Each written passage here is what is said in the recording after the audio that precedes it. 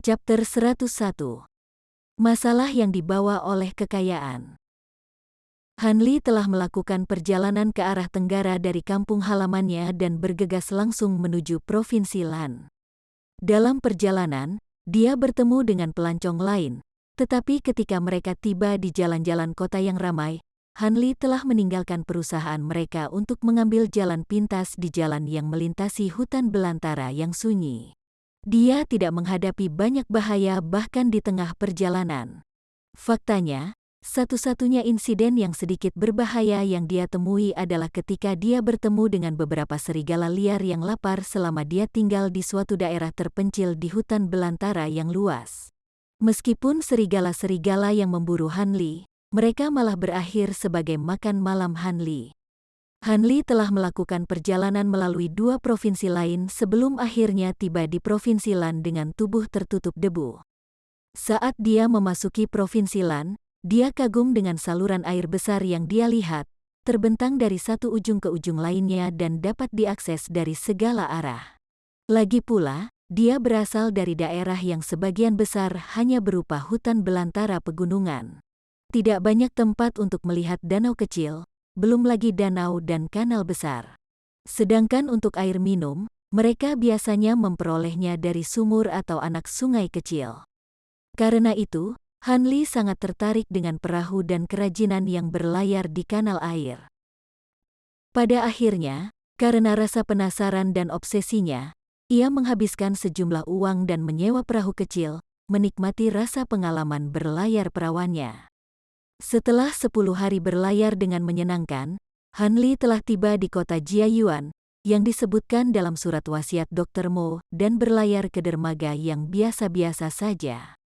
Kesan pertama yang diberikan dermaga kepada Hanli adalah bahwa dermaga itu terlalu tua. Dermaga dibangun seluruhnya dari panel kayu sederhana. Tidak hanya tempatnya yang sempit dan kasar, tetapi keranjang-keranjang busuk dan tas-tas rusak juga berserakan, membuat dermaga sangat kotor. Berdiri di 2 dermaga bambu di sisi dermaga adalah beberapa puluh pria bertelanjang dada yang hanya mengenakan celana pendek dan mengeluarkan bau yang kuat dari tubuh mereka yang kokoh. Saat ini, semua laki-laki kokoh ini menatap tanpa berkedip padanya dan jiwa bengkok. Tidak hanya itu, ada juga beberapa yang bahkan menunjukkan sorot mata yang sungguh-sungguh. Hanli terkejut sesaat, tapi dia langsung tersenyum tipis. Sebelum turun dari perahu kecilnya dan turun ke dermaga, tukang perahu dengan hangat mengingatkannya bahwa di dalam kota Jiayuan, dermaga memiliki aturan tidak tertulis. Tidak peduli jumlah kargo yang dibawa penumpang, dia harus menyewa porter dari dermaga untuk membantunya.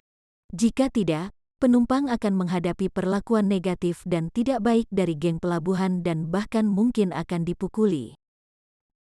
Karena ini adalah pertama kalinya Hanli di sini, dia tidak punya niat untuk mengganggu kebiasaan sosial, jadi dia dengan jujur bertanya, "Saya perlu menyewa porter. Apakah ada orang yang tersedia?" Sun Ergo menarik kembali pandangannya.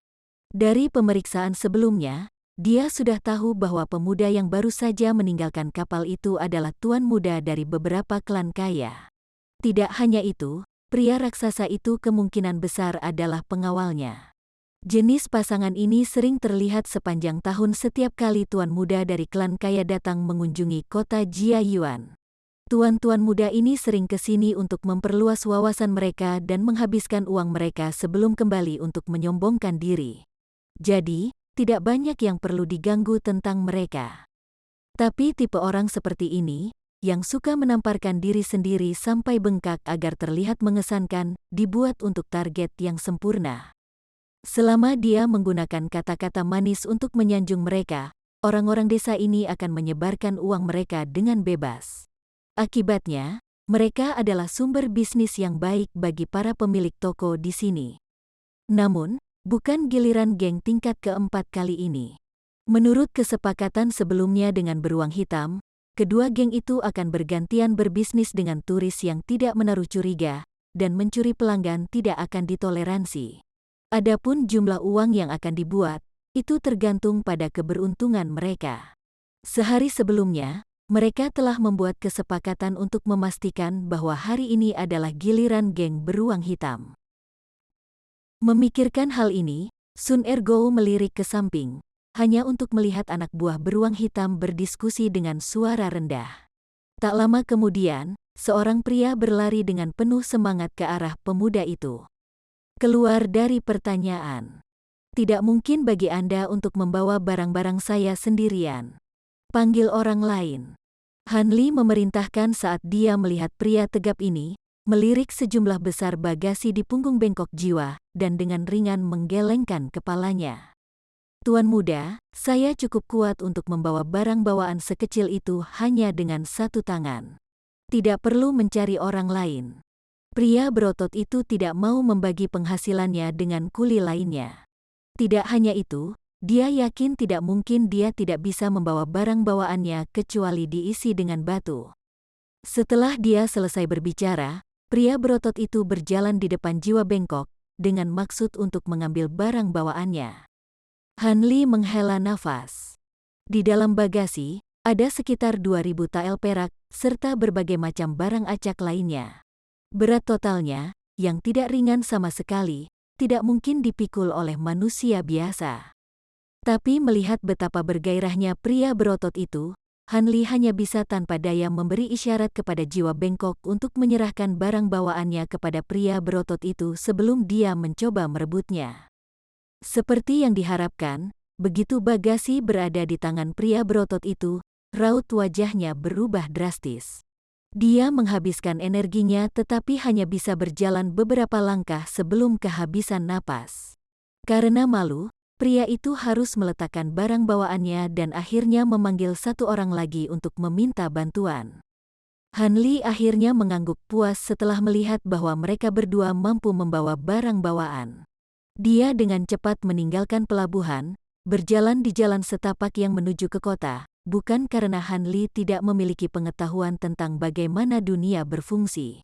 Meskipun pengalamannya di Jianghu terbatas, dia bisa merasakan pasangan itu menatapnya melalui mata yang dipenuhi keserakahan.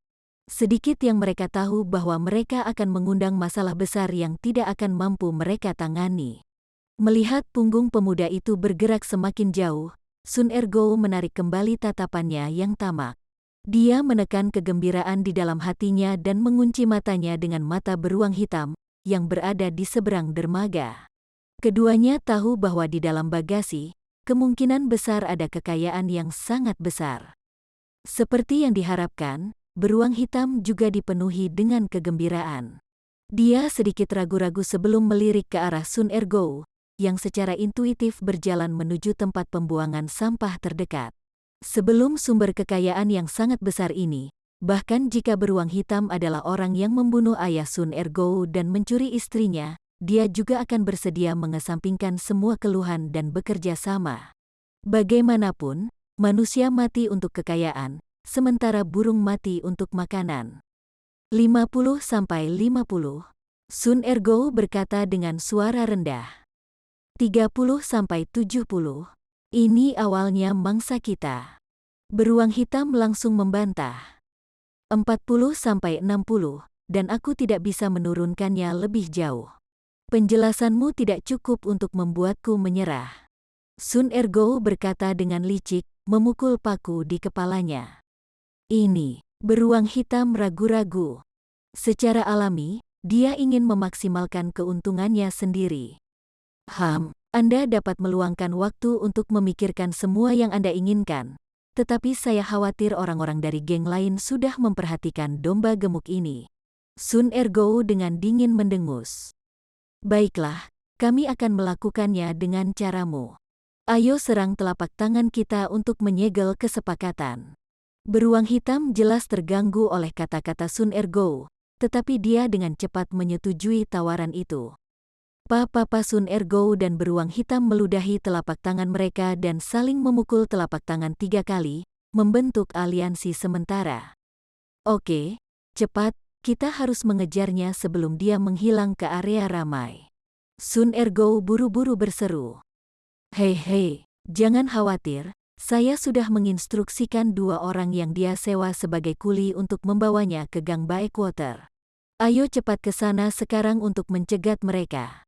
Menganggap dirinya cukup licik, beruang hitam tertawa. Bagus sekali, sungguh rencana yang licik, kakakku. Ekspresi Sun Ergo berubah menjadi kegembiraan, tetapi di dalam hatinya bergetar. Diam-diam dia mengingatkan dirinya sendiri untuk meningkatkan kewaspadaannya saat berhadapan dengan beruang hitam.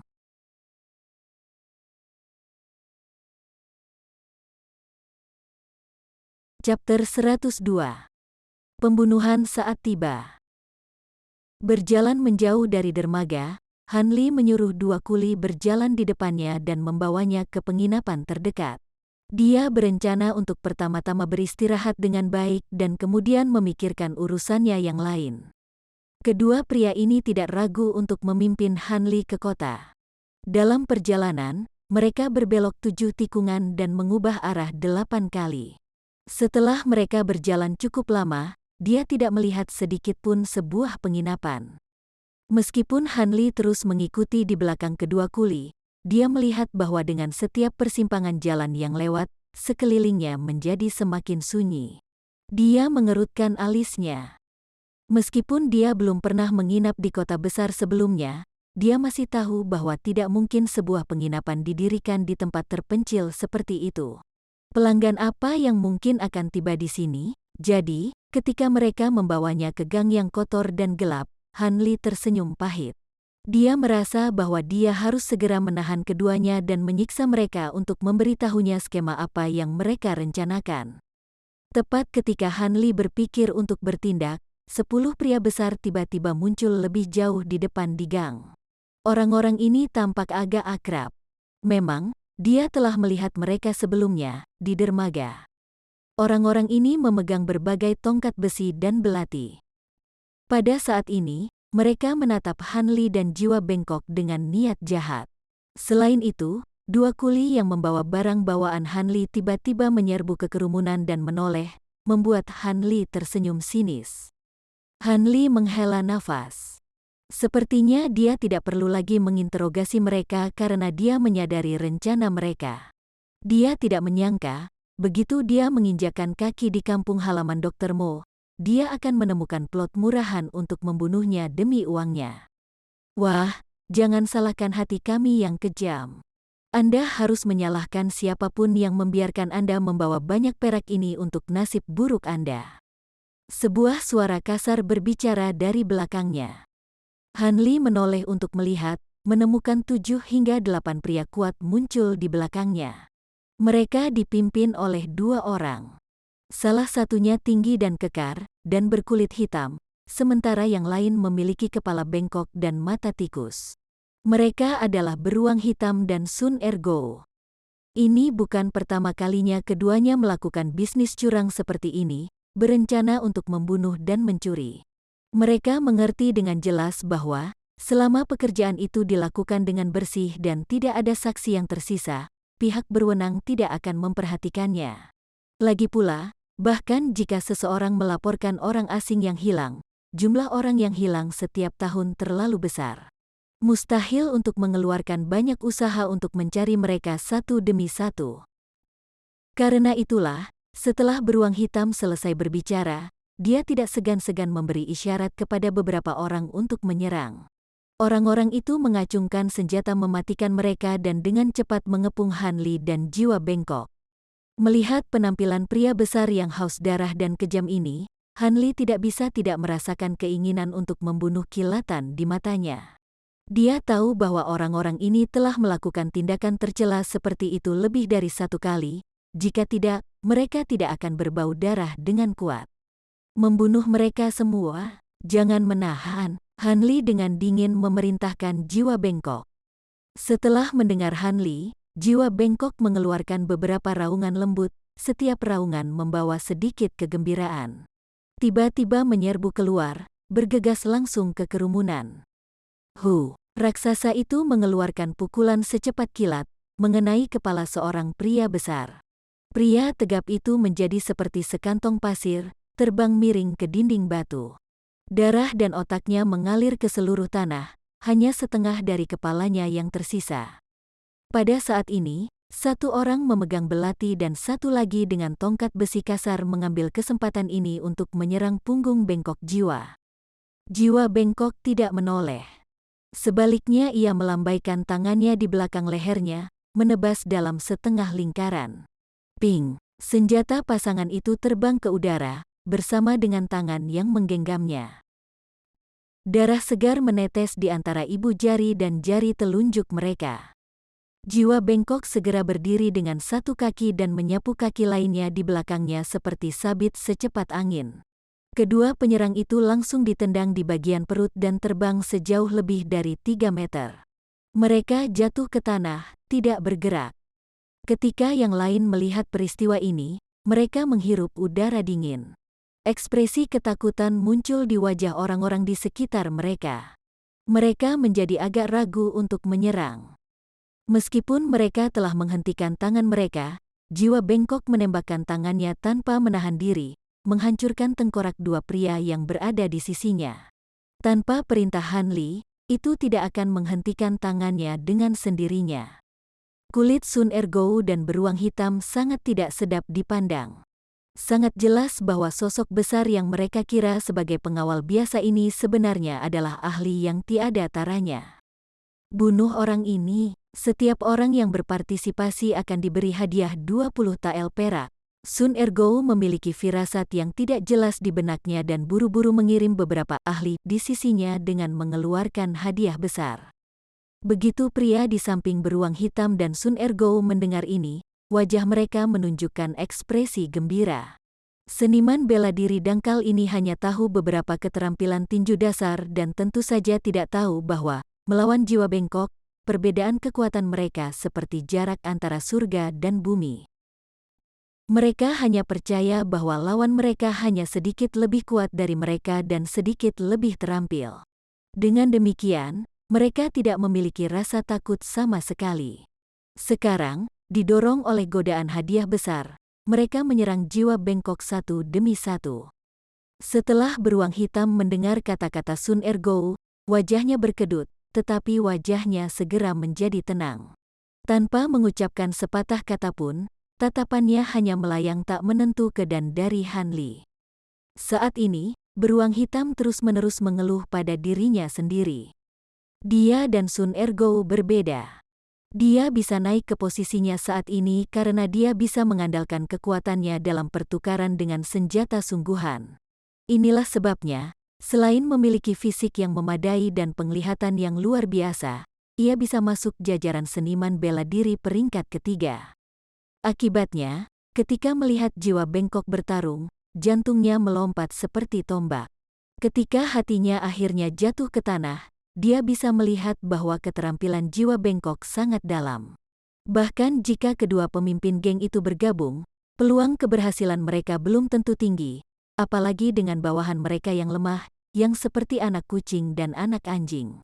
Namun, dia tidak berani melarikan diri karena pria besar ini jelas tidak mengerahkan kekuatan penuhnya. Jika jiwa bengkok melihatnya mencoba melarikan diri, beruang hitam takut dia akan mati lebih cepat. Untuk hidup, sepertinya dia hanya bisa menyerang anak muda pedesaan itu, yang statusnya jauh lebih tinggi daripada pria besar itu. Hanya dengan mengancam pria ini dengan sandera, beruang hitam dapat melarikan diri dari kematian. Adapun perak, dia tidak akan berani memintanya. Dengan pengawal yang begitu ganas, mungkin dia adalah tuan muda dari beberapa penguasa provinsi yang kaya. Dia jelas anak dari beberapa keluarga berpengaruh dan menyamar untuk berjalan-jalan. Hari ini, beruang hitam bisa lolos dari kematian. Bahkan jika dia mendapat restu dan perlindungan dari para dewa, mengambil bungkusan berat itu secara alami adalah masalah yang sama sekali berbeda. Beruang hitam memikirkan hal ini dan memutuskan untuk mengambil keuntungan dari serangan bawahannya. Setelah dia memberi isyarat kepada Sun Ergou dengan matanya, dia diam-diam mendekati panggung.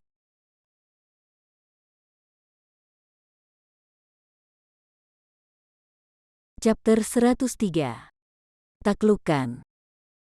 Han Li memunggungi beruang hitam, yang berdiri di samping kerumunan yang sedang bertarung.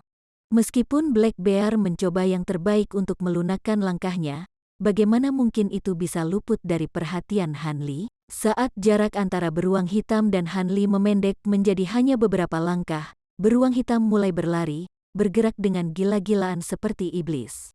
Han Li dengan ringan menggeser tubuhnya sedikit dan berputar untuk menghadap langsung ke beruang hitam, memperlihatkan senyum di wajahnya.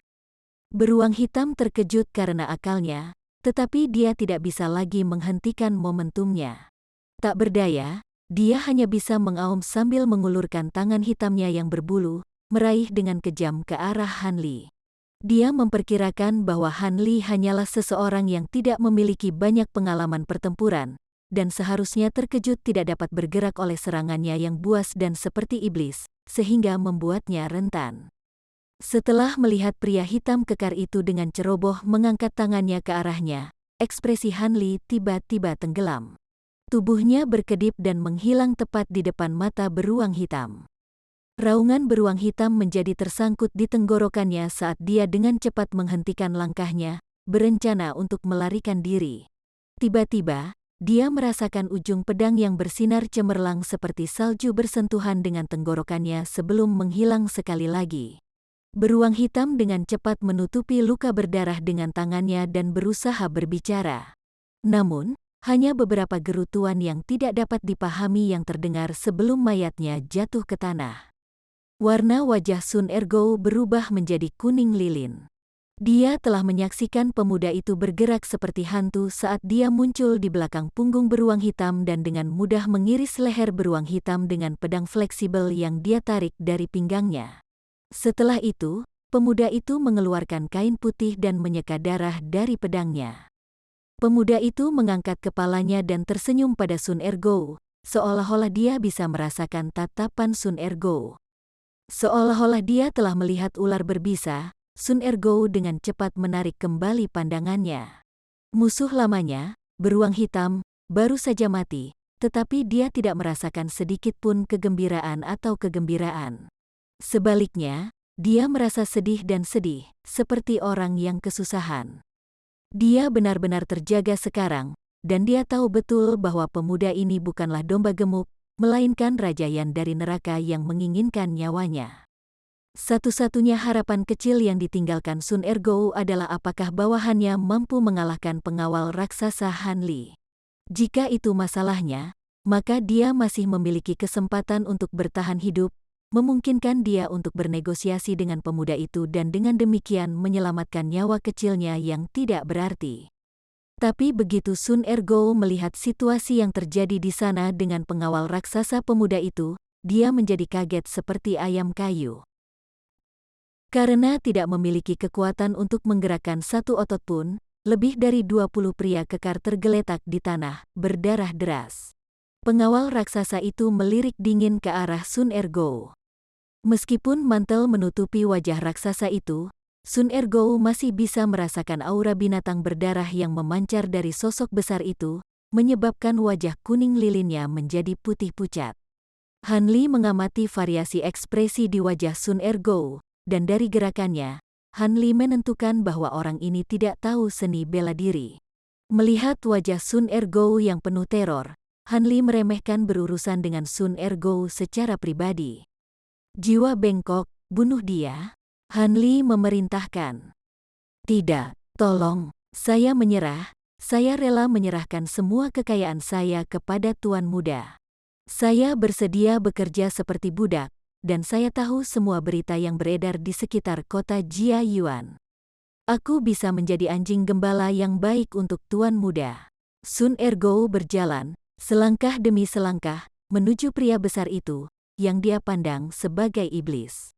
Memohon belas kasihan dengan panik, dia dengan ketakutan terlatih-tatih di tanah.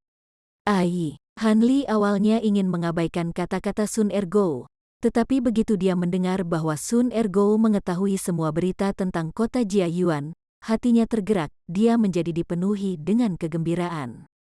Tetap di tanganmu untuk saat ini. Dia memerintahkan kepada jiwa bengkok, yang hendak memelintir leher Sun Ergo. Han Li berjalan ke depan, berhenti tepat di depan Sun Ergo. Apakah kamu sangat akrab dengan kota Jia Yuan? Han Li tersenyum saat dia bertanya, terlihat sangat ramah. Baru saja, Sun Ergo telah melihat sisi kejam Han Li, jadi bagaimana dia berani menjawab dengan lambat? Segera, suaranya bergetar saat dia berteriak, sangat akrab, sangat akrab. Saya dibesarkan di sini jadi saya tahu semua yang terjadi di sini seolah-olah itu ada di tangan saya. Sekarang seolah-olah dia telah meraih sehelai rumput yang menyelamatkan nyawa. Mau tak mau dia berharap dia bisa membuat dirinya terdengar lebih berguna 10 kali lipat sehingga Han Li akan merasa bahwa dia masih berguna. Mendengar jawaban Sun Ergo, Han Li menyentuh hidungnya sendiri sebelum mengeluarkan botol dari jubahnya. Dia mengeluarkan obat putih seukuran lengkeng dari botol dan menyerahkannya kepada Sun Ergo. Entah kamu mengkonsumsi ini atau kamu mati. Han Li memberitahunya dengan lugas. Tangan yang diulurkan Sun Ergo untuk meminum obat itu bergetar hebat. Dia ragu-ragu sambil melihat pil putih di tangannya sebelum mengalihkan pandangannya untuk bertemu dengan tatapan dingin Han Li. Batuk beberapa kali, dia tidak punya pilihan selain menelan pil itu. Bagus, aku bisa mempercayaimu sekarang. Puas, Han Li mengangguk.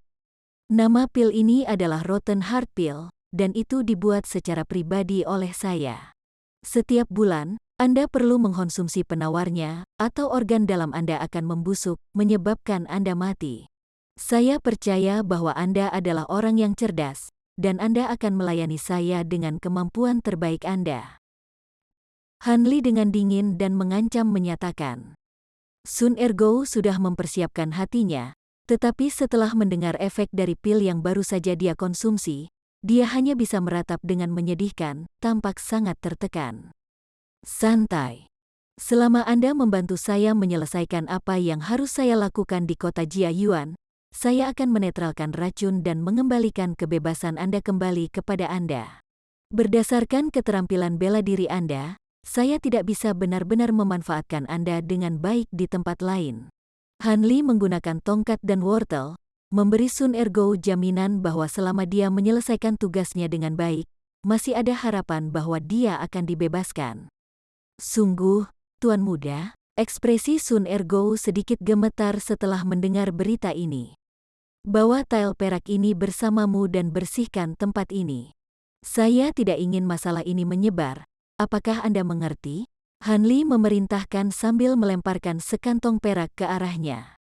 Setelah menangkap tas itu, Sun Ergo menimbangnya di tangannya. Itu berat, seolah-olah ada sekitar 200 tael perak di dalamnya. Ekspresi kegembiraan muncul di wajahnya. Dia menyadari bahwa jika dia bisa bekerja untuk orang seperti itu dengan kekayaan dan otoritas, itu mungkin bukan hal yang buruk. Tuan Muda, tolong serahkan ini padaku. Aku akan menangani ini dengan baik, tanpa membuat masalah untukmu. Dia tertawa sambil menepuk dadanya dengan bangga. Oke, aku akan pergi dulu untuk mencari penginapan. Besok pagi, datang mencari saya. Karena Anda sendiri mengaku sebagai kepala daerah di kota Jiayuan, Anda seharusnya bisa mengetahui di penginapan mana saya akan tinggal. Han Li memerintahkan lagi, tanpa jejak kesopanan dalam suaranya. Ya, besok pagi, saya akan berada di sana, menunggu perintah Tuan Muda. Pada tahap ini, Sun Ergo hanya bisa digambarkan sebagai bersemangat untuk menjadi antek Han Li. Han Li tersenyum ketika dia memberi isyarat kepada jiwa bengkok yang mengambil bagasi dan meninggalkan gang. Setelah berjalan agak jauh, Han Li berbalik dan melirik Sun Ergo, hanya untuk menemukan dia dengan patuh berdiri di sana di tempat yang sama. Sun Ergo menggunakan matanya untuk mengirim Han Li dengan hormat, menunjukkan ekspresi ketakutan dan kesetiaan. Menarik, Han Li tiba-tiba merasa bahwa orang ini sangat menarik dan cerdas. Mungkin dia benar-benar bisa memanfaatkannya dengan baik dalam situasi yang sulit.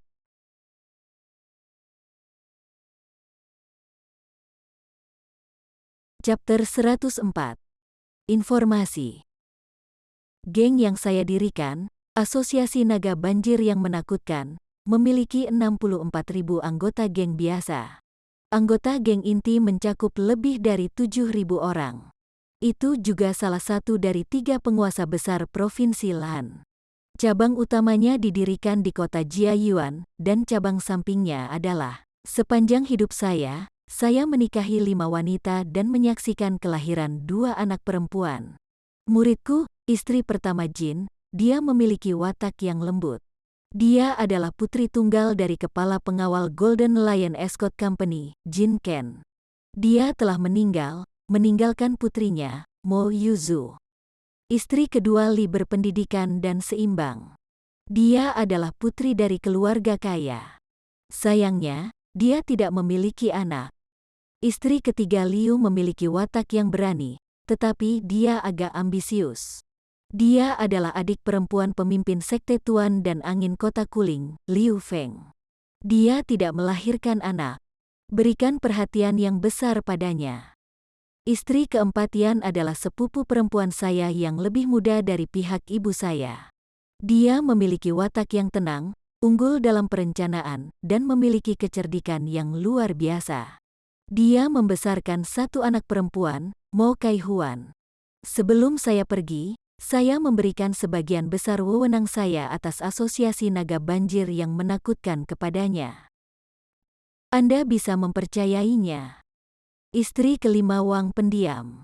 Dia tergila-gila dengan saya dan sebelumnya adalah pelayan pribadi istri pertama Jin. Dia tidak melahirkan anak, dan dia diam-diam menangkap kekuatan tersembunyi. Anda dapat mempercayainya tanpa syarat. Putri angkat Mo Feng Wu adalah putri orang kepercayaan dan bawahanku. Setelah orang tuanya meninggal, saya menerimanya sebagai anak angkat. Sebelum saya pergi, dia baru berusia 7 tahun dan sangat cerdas. Yan Ge, murid sulung. Bakatnya biasa saja. Saya telah menyampaikan metode kultivasi untuk demonic Silverhand ke dia. Sebelum saya pergi, dia berumur 12 tahun. Temperamennya rata-rata. Zhao Kun, murid kedua. Saya sudah memberikan seni naga tidur kepadanya. Sebelum keberangkatan saya, dia berumur 10 tahun. Temperamennya tidak bisa dibedakan. Ma Kongtian, adikku yang disumpah. Dia melayani sebagai pelindung untuk asosiasi naga banjir yang menakutkan. Temperamennya. Han Li memegang kertas berisi tulisan tangan. Surat wasiat Dr. Mo. Saat ini, dia berada di dalam kamar atas Hui Yuan Inn, berjalan mondar-mandir berulang kali sambil tetap tenggelam dalam pikirannya. Surat wasiat itu ditulis dengan penuh perhatian. Tidak hanya dengan jelas menjelaskan pembangkit tenaga listrik yang didirikan Dr. Mo, asosiasi naga banjir yang menakutkan, tetapi juga secara kasar menggambarkan temperamen istrinya secara menyeluruh. Hal ini menyebabkan hati Han Li sedikit tenggelam. Apa yang disebutkan dalam wasiatnya adalah hal-hal dari 10 tahun yang lalu. Keadaan saat ini pasti telah mengalami perubahan yang benar-benar mengguncang bumi. Bagaimana ini harus dilakukan? Haruskah dia menghubungi istri Dr. Mo atau mencuri harta karun yang jadet dan melarikan diri tanpa jejak? Keputusan ini mengharuskan Han Li untuk sepenuhnya memahami keadaan saat ini. Jadi, preman lokal yang dia taklukkan kemarin, Sun Ergo, sangat berguna baginya. Han Li mungkin bisa mendapatkan banyak informasi berguna darinya. Setelah Han Li dengan hati-hati membaca surat wasiat itu, dia menyimpannya di dadanya. Kemudian, tenggelam dalam pikirannya, dia mengangkat kepalanya, berjalan ke tempat tidur, dan duduk. Dia merentangkan kakinya dan mengangkat telapak tangannya ke langit sebelum meletakkannya di atas lututnya. Setelah itu, dia menutup matanya dan mulai memeriksa kondisi tubuhnya. Benang racun yin dingin di dalam dantiannya sudah mulai menyebar keluar sebulan yang lalu. Itu awalnya hanya jejak bayangan yang tidak jelas, tetapi saat ini telah mengembun menjadi bola seukuran kacang hitam. Selain itu, ukurannya perlahan mulai tumbuh. Menurut perkiraan Han Li, dia akan memiliki waktu paling lama 2 bulan sebelum racun yin ini benar-benar pecah. Ketika saat itu tiba, dia takut bahwa dia akan benar-benar kesulitan untuk melarikan diri dari kematian. Sama seperti Han Li yang khawatir sakit saat dia diam-diam memutuskan dirinya untuk mendapatkan giok yang berharga yang hangat, seseorang mengetuk pintunya. "Masuk," Han Li dengan dingin berkata, sambil membuka matanya. Pintu kamar perlahan terbuka, dan Sun Ergo masuk dengan kepala menunduk. Begitu dia melihat Han Li, dia bertindak dengan sangat sopan, menyatakan dengan hormat, "Salam, Tuan Muda." Sun Ergo datang untuk mendengar tugas Tuan Muda. Tidak buruk, kamu menemukanku cukup cepat. Anda benar-benar memiliki beberapa keterampilan. Han Li berkata dengan puas. Dia kemudian berdiri dari tempat tidur, dan kemudian, dengan tangan di belakang punggungnya, dia berjalan di depan Sun Ergo. Saya berhutang budi atas pujian Tuan Muda. Jika saya tidak dapat melakukan tugas kecil dan sepele seperti itu, lalu untuk alasan apa Tuan Muda menyelamatkan hidup saya yang sederhana ini? Wajah bahagia Sun Ergo menunjukkan kesetiaan yang besar. Ketika Sun Ergo kembali hari itu, dia bukannya tidak berpikir untuk memberitahu atasannya tentang masalah Han Li dan meminta para ahli datang untuk membalas dendam. Tetapi ketika dia memikirkan pil hati busuk yang telah dia konsumsi, keberaniannya benar-benar menghilang. Setelah malam yang penuh pertimbangan, dia tidak bisa memikirkan pilihan lain dan tidak punya pilihan selain dengan patuh mengunjungi Han Li. Dia hanya berharap ketika dia memberikan bantuannya di masa depan, dia akan diberikan penawar dari pil hati busuk yang menakutkan ini. Pertama, katakan padaku statusmu. Dari penampilanmu hari itu, sepertinya kamu adalah seorang kepala suku kecil. Han Li dengan acuh tak acuh berkata, "Saya adalah pengawas dermaga untuk gang tingkat keempat distrik Kota Barat. Saya memiliki sekitar 450 bawahan, dan dapat dianggap sebagai pemimpin geng kecil." Sun Ergo menjawab dengan hormat. "Geng tingkat 4? Han Li bertanya dengan datar. "Tepat sekali. Gang tingkat keempat adalah salah satu dari 33 geng kecil di bagian barat kota Jiayuan. Ini memiliki sekitar 1.000 anggota geng, tetapi kebanyakan dari mereka adalah kuli dermaga. Kepala geng adalah Kera, Sen Zhongshan. Dia memiliki 3 pelindung hebat sebagai bawahan." Sun Ergo segera memberikan rincian lengkap secara diam-diam. Meskipun dia telah mengungkapkan informasi tentang gengnya kepada orang luar, wajahnya tidak memiliki sedikit pun rasa malu. "Pria besar berkulit gelap yang aku rawat kemarin, apakah dia juga bagian dari geng tingkat keempat?" Dia tidak. Orang itu bernama Black Bear, dan dia adalah pemimpin geng dari Iron Fist Group, salah satu dari 33 geng. "Kami tidak berhubungan baik satu sama lain." Sun Ergo menjawab dengan senyum tersanjung.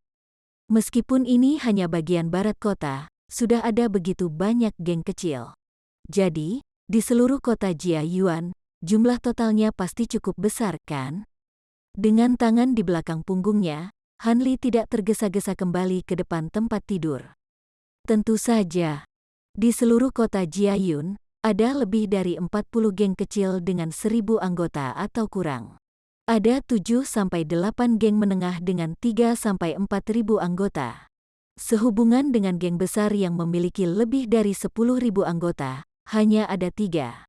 Sun Ergo berdiri di sana, berbicara dengan sangat jujur. "Ceritakan tentang keadaan di geng besar dan menengah. Anda tidak perlu memberitahu saya tentang geng-geng kecil." Han Li menarik lengan bajunya dan duduk di tempat tidur. Setelah itu, Sun Ergo yang tenang mulai berbicara.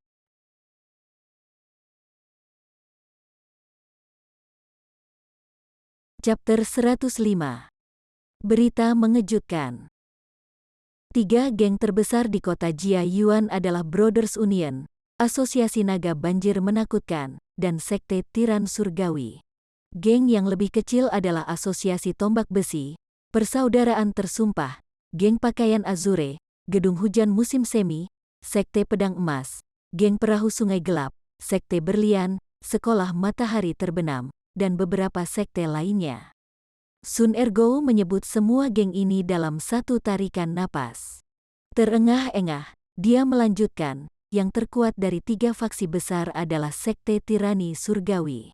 Itu bersekutu dengan Sekte Pedang Emas dan Geng Pakaian Azure, dan mereka menempati distrik Kota Timur, yang merupakan distrik paling makmur. Persatuan Saudara, yang sedikit lebih lemah, bersekutu dengan Asosiasi Tombak Besi, Geng Perahu Sungai Gelap, dan Persaudaraan Tersumpah, menempati distrik Kota Utara. Yang terlemah, Asosiasi Naga Banjir Menakutkan, menguasai distrik Kota Selatan, di samping Gedung Hujan Musim Semi, Sekte Berlian, dan Sekolah Matahari Terbenam. Terakhir, distrik Kota Barat yang kacau terbagi di antara banyak geng yang lebih kecil. Meskipun geng-geng kecil ini terus-menerus terlibat dalam perebutan kekuasaan, jika kekuatan yang lebih besar ingin menyerang distrik Kota Barat, maka geng-geng yang lebih kecil akan berhenti berkelahi dan menghadapi penyerang dari luar. Dengan demikian, seluruh kota Jiayuan dapat dianggap sebagai konfrontasi empat sisi. Kata-kata Sun Ergo keluar seperti semburan dari mulutnya, tidak pernah berakhir. Tanpa berhenti untuk berpikir, dia telah menjelaskan keadaan umum dari setiap kekuatan di dalam kota. Setelah Han Li mendengar penjelasannya, dia bergumam pada dirinya sendiri sejenak sebelum bertanya dengan serius, "Saya pernah mendengar orang mengatakan bahwa Asosiasi Naga Banjir yang Menakutkan adalah salah satu dari 3 penguasa Provinsi Lan, dan kota Jiayuan adalah tempat awalnya didirikan. Markas besarnya. Bagaimana itu menjadi yang terlemah dari 3 geng besar kota? Tuan Muda, apa yang Anda katakan adalah sejarah kuno. Bertahun-tahun yang lalu, Asosiasi Naga Banjir yang Menakutkan benar-benar ganas, dan kekuatannya hampir mencakup seluruh provinsi Lan. Sebagai negara adidaya selama waktu itu, Asosiasi Naga Banjir yang Menakutkan memiliki kantor pusat yang berlokasi di kota Jiayuan. Awalnya tidak toleran terhadap geng lain yang masuk, dan sebagai hasilnya, Asosiasi Naga Banjir yang Menakutkan mengendalikan seluruh kota dengan sendirinya. Saat itu, geng lain bahkan tidak berani menunjukkan bayangan mereka di bawah intimidasi Asosiasi Naga Banjir yang Menakutkan. Namun, untuk alasan yang tidak diketahui, Asosiasi Naga Banjir yang Menakutkan tiba-tiba melemah dalam kekuasaan dalam semalam. Tidak hanya kehilangan beberapa wilayahnya, kekuatan markas besarnya di kota Jiayuan sangat berkurang kekuasaannya. Dengan demikian, geng dari semua ukuran mengambil keuntungan dari kesempatan ini dan muncul dari persembunyian. Setelah beberapa pertempuran berdarah, situasi yang kita miliki hari ini mulai terbentuk.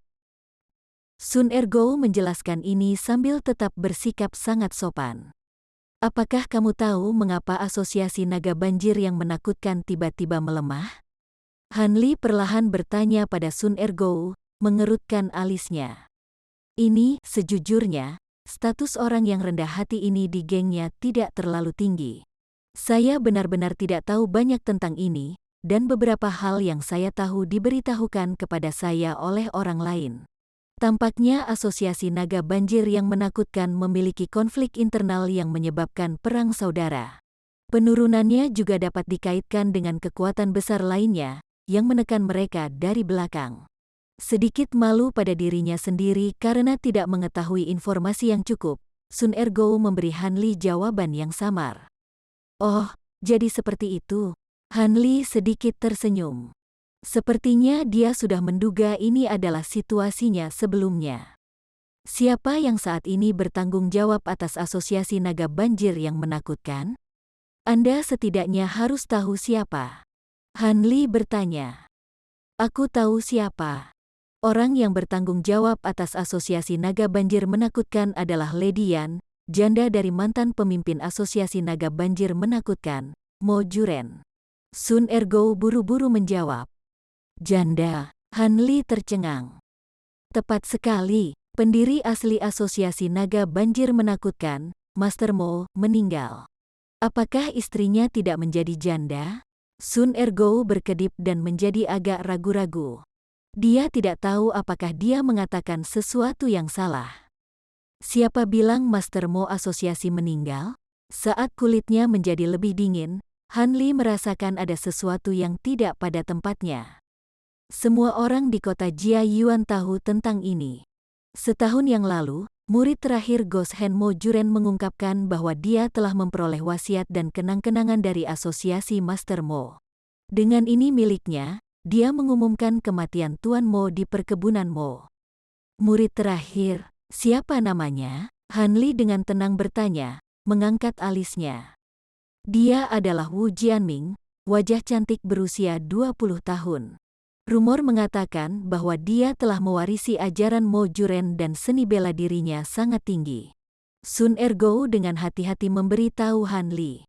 Pada saat ini, dia sudah menyadari sesuatu. Dia yakin bahwa orang ini entah bagaimana terkait dengan asosiasi naga banjir yang menakutkan, dan tampaknya sangat memperhatikan Tuan Muda Wu itu. Tambahan, Sun Ergo sepertinya ingin mengatakan sesuatu, tapi tidak berani. Jika Anda memiliki sesuatu untuk dikatakan, maka bicaralah dengan jujur. Jangan menahan. Jika informasi ini benar, saya akan memberi Anda hadiah besar. Saya telah mendengar orang mengatakan bahwa Tuan Muda Wu ini dekat dengan putri Tuan Mo Yuzu. Saya juga mendengar bahwa mereka akan segera menikah satu sama lain. Mendengar bahwa akan ada kompensasi, Sun Ergo berbicara jujur dengan bebas, dengan senyum di wajahnya. Pernikahan, Han Li terkekeh dan tiba-tiba berdiri. Dia mondar-mandir beberapa kali di dalam ruangan. Setelah itu, dia melihat ke langit-langit dan berhenti. Dia sepertinya sedang memikirkan sesuatu. Dengarkan ini baik-baik, misi Anda cukup sederhana. Mulai hari ini, Anda akan diam-diam mengumpulkan informasi untuk saya mengenai Mo Estate. Adapun Tuan Muda Wu, semakin banyak detail tentang dia, semakin baik. Ambil perak ini. Jika urusan ini berjalan dengan baik, akan ada lebih banyak hadiah. Pergi menanganinya. Han Li dengan santai melemparkan Sun Ergo sekantong perak. Aku akan mengikuti perintahmu.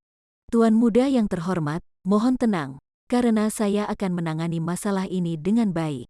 Pria yang rendah hati ini tidak akan lagi menyusahkanmu dan akan pergi. Sun Ergo mencengkeram perak di tangannya dan berjalan keluar, berseri-seri dengan gembira. Sebelum pergi, dia bahkan menyempatkan diri untuk menutup pintu dengan sopan. Tuan muda yang terhormat ini benar-benar murah hati dengan uangnya. Yang dia ingin saya lakukan hanyalah tugas sepele mengumpulkan informasi. Tampaknya memilih untuk mengikuti orang ini pada hari itu benar-benar pilihan yang tepat. Sun Ergo berpikir dengan penuh semangat. Pada saat ini, masalah pil Rotten Heart telah didorong ke belakang kepalanya. Setelah melihat wajah bahagia Sun Ergo saat dia berjalan keluar, Han Li menghela nafas ringan. Dia tiba-tiba merasa agak menyesal. Dia telah berada di sini hanya selama 2 hari dan telah memberikan begitu banyak perak. Ini membuatnya merasa seperti pemboros uang. Tidak masalah. Perak ini dapat dianggap sebagai perak dari akun Dr. Mo, bahkan dengan tambahan sedikit minat, pikir Han Li, menemukan kegembiraan dalam kesedihannya. Namun, Tuan Muda Wu Jianming ini benar-benar orang yang pintar karena benar-benar mencoba menjadi orang pertama yang menggunakan identitasnya sendiri untuk menyusup ke Mo Estate, secara efektif memperoleh kekuasaan dan kekayaan secara bersamaan. Keberaniannya tentu mengagumkan. Han Li membelai hidungnya dengan senyum dingin. Sepertinya kunjungan ke Mo Estate tidak bisa dihindari. Jika tidak, yang jadi hangat yang berharga tidak akan termasuk dalam mas kawin dan sebaliknya akan berada di tangan orang itu, pikir Han Li, agak menyesal.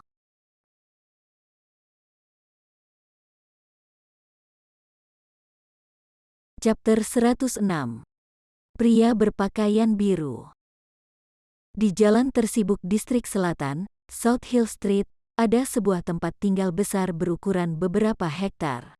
Halaman kediaman memiliki gerbang hitam besar dari mana tanda gantung mengungkapkan 2 kata. Mo Estate. Di bawah tanda itu, 8 pria besar dan gagah ditempatkan secara merata di kedua sisi gerbang. Masing-masing pria tangguh ini mengangkat kepala dan dadanya tinggi-tinggi dengan konsentrasi penuh.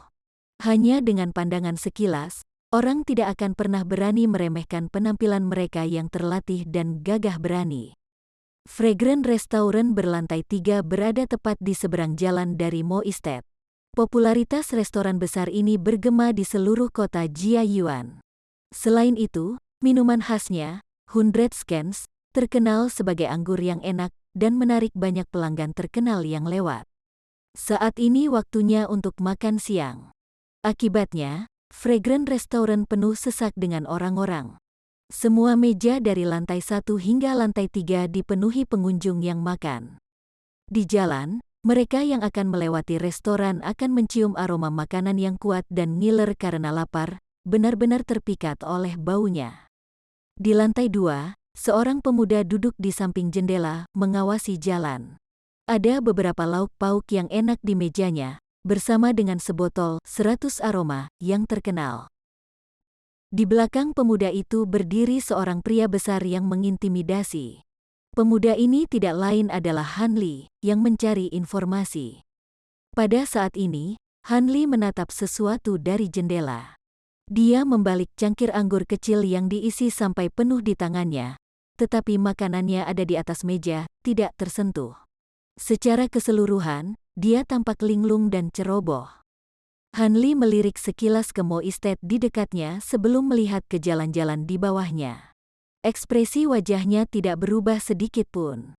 Mengangkat kepalanya untuk minum secangkir anggur, dia terus melihat keluar secara misterius.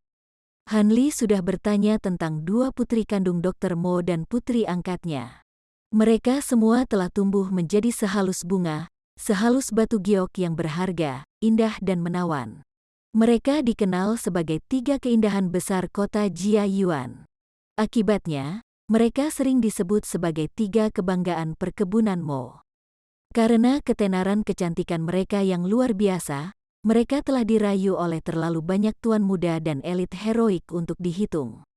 Di antara wanita-wanita ini adalah Mo Yuzu, kecantikan yang tiada taranya. Di antara ketiganya, dialah yang paling dikejar. Dengan demikian, berita pertunangannya menimbulkan keributan besar dan menghancurkan hati para pria yang mencoba merayunya. Ada beberapa seniman bela diri yang telah menantang tuan muda Wu ini satu demi satu. Wu Jianming akhirnya mengalahkan 16 saingan cinta ini secara berurutan, sehingga mengkonsolidasikan reputasinya sebagai seniman bela diri yang tiada taranya dan menyebabkan dia tidak terpisahkan dan sangat dekat dengan Mo Yuzu. Han Li berpikir bahwa masalah ini benar-benar agak lucu dan konyol. Yang lain tidak tahu bahwa tuan muda Wu ini memiliki semacam informasi orang dalam. Namun, Han Li menyadari seluruh situasi. Wu Jianming pasti telah dikirim dari sekolah musuh Dr. Mo.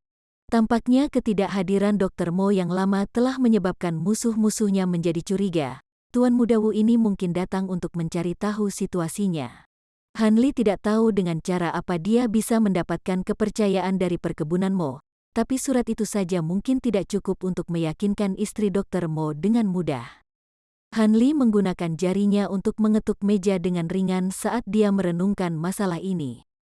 Tuan muda, silakan duduk di sini. Hidangan yang Anda pesan harus segera tiba. Pelayan yang mengenakan jaket putih pendek itu buru-buru menuntun seorang pria berpakaian biru, yang berusia 27 hingga 28 tahun, ke lantai 2. Selain itu, pelayan menyuruh pria itu duduk di meja kosong di sebelah Han Li. Dia kemudian buru-buru kembali ke lantai pertama untuk mengurus pelanggan lain. Pria berbaju biru ini sangat tampan. Dia memiliki alis tebal, mata besar, dan aura heroik di sekelilingnya.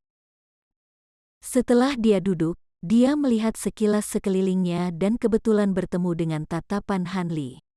Han Li merasakan keberanian mendalam yang tak terlukiskan dari dalam tatapan pria itu yang membuatnya merasa seolah-olah dirinya sedang diserap. Setelah beberapa saat terkejut, Han Li dengan cepat memalingkan wajahnya saat kulitnya sedikit berubah. Orang ini juga sangat terkejut. Namun, setelah menatap Han Li dengan dingin, dia segera menoleh, tidak lagi memperhatikan Han Li. Kulit Han Li berubah agak pucat. Beberapa saat yang lalu, pandangan sekilas pada orang itu telah memberinya perasaan seperti melihat isi perut seseorang dari dalam keluar, membuatnya sangat terkejut. Ini adalah pertama kalinya Han Li mengalami tatapan seperti itu, jenis tatapan yang membuatnya merasa seolah-olah seluruh dirinya telah terekspos sepenuhnya. Setelah pria berpakaian biru menunggu piringnya memenuhi meja, dia mulai makan. Dia tidak hanya makan dengan lahap, dia juga makan seolah-olah tidak ada orang lain di sana. Pada saat ini, Hanli yang frustrasi agak gelisah dan khawatir. Meskipun saat ini dia tidak menggunakan teknik mata langit untuk mengamati pria itu, dia merasakan energi spiritual yang cukup besar memancar dari tubuh pria itu, membuat Hanli kaku karena kagum. Dia dengan jelas memahami dari kekuatan sihir orang ini bahwa kultivasi pria itu tidak diragukan lagi jauh lebih dalam daripada miliknya. Kembali ketika dia melihat para pembudidaya Yu Zitong dan cahaya emas biksu, dia hanya melihat kekuatan sihir yang lemah dan menyedihkan yang sama sekali tidak memiliki esensi dasar kehidupan. Setelah pertemuannya dengan mereka, dia dapat dengan mudah menyingkirkan mereka berdua. Dengan demikian, Hanli masih belum mengerti banyak tentang kultivator. Dalam benaknya, para pembudidaya adalah keberadaan yang misterius. Dia benar-benar tidak tahu bagaimana dia harus menanggapi kultivator lain yang lebih kuat dari dirinya sendiri. Tidak bisakah aku memperlakukan pria berbaju biru ini seperti biksu cahaya emas dan tanpa basa-basi melenyapkannya dengan tanganku sendiri? Pikiran Hanli tidak bisa tidak berpikir ke arah yang terburuk. Sementara pikiran Hanli dalam kekacauan dan ketakutan, pria berpakaian biru telah selesai makan.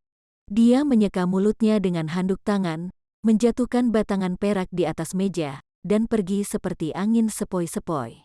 Dari awal sampai akhir, dia tidak pernah melihat Hanli lagi setelah pandangan pertama mereka.